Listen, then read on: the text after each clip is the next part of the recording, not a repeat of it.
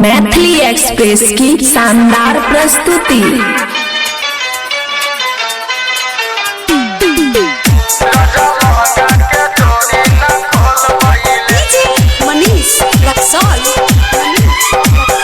खुशी recording studio बलुआहा।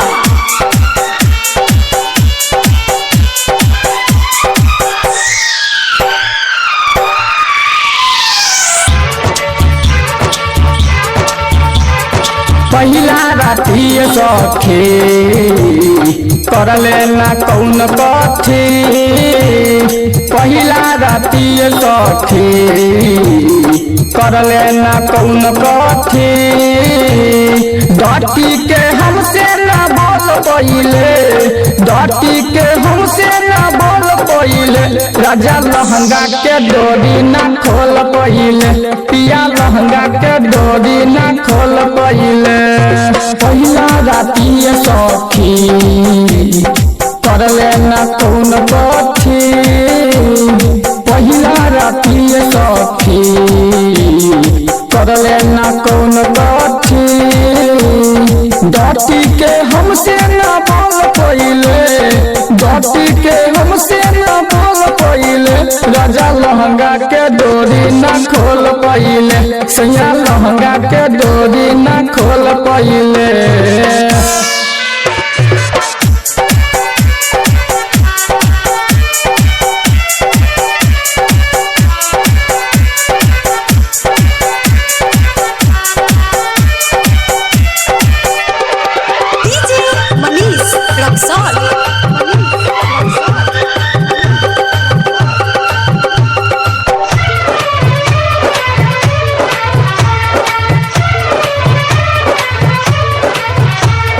हमर सूरतिया मदहोश बा, देखी के पियावा बेहोश बा।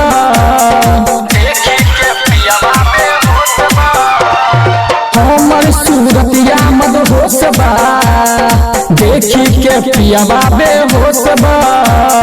केकरा से कहम ई बात हो, हिलना कोनो राती खात हो। हम तरपीले चुप चुप के जान निकलेला घुट घुट के।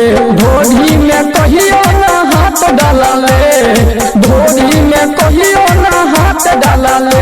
राजा लहंगा के डोरी ना खोल पहिले, सैया लहंगा के डोरी ना खोल पहिले।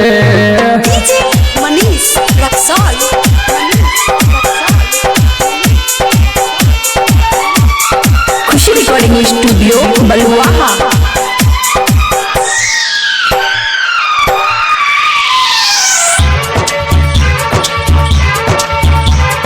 पिया जे प्यार से बातें करती, खाना परोस के खिलती।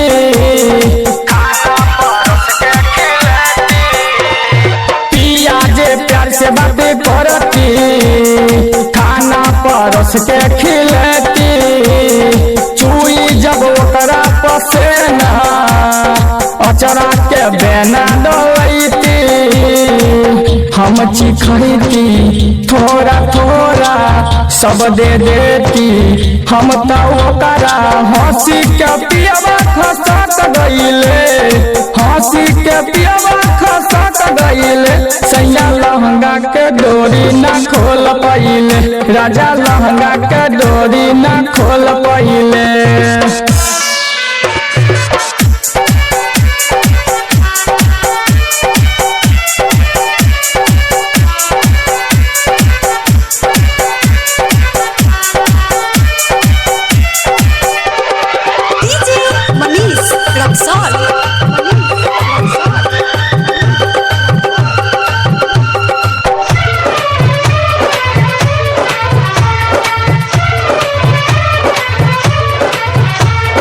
अर्जुन दे बड़ा मुस्कावे, हमारा पे दाना हो डाले।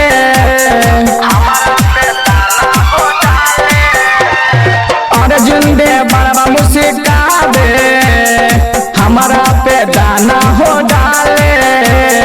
कहेला भैया बकलोला बा, हमारा में देखो कितना दोस्तबा कुछो कर देला घर चाहे आंगन में हमसे बतिया बेला सैया के सामने में यारबा सुधीर बेंगलोर गईले यारबा सुधीर बेंगलोर गईले सैया लहंगा के डोरी ना खोल पहिले राजा लहंगा के डोरी ना खोल पहिले। खुशी रिकॉर्डिंग स्टूडियो बलुआ।